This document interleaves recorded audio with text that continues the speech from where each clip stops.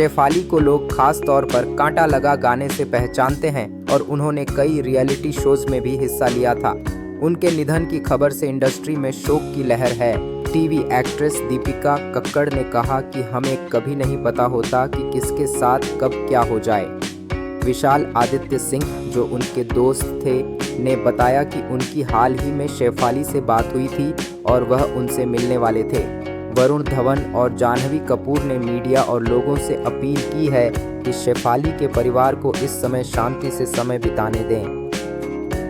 डॉक्टरों का कहना है कि बिना डॉक्टरी सलाह के स्किन ट्रीटमेंट, एंटी एजिंग दवाएं और लंबे समय तक भूखा रहना, ये सब मिलकर शरीर पर बुरा असर डाल सकते हैं और हार्ट अटैक का खतरा बढ़ा सकते हैं। यह घटना एक बड़ा संदेश है कि हमें अपनी सेहत और दवाओं को लेकर हमेशा सावधान रहना चाहिए।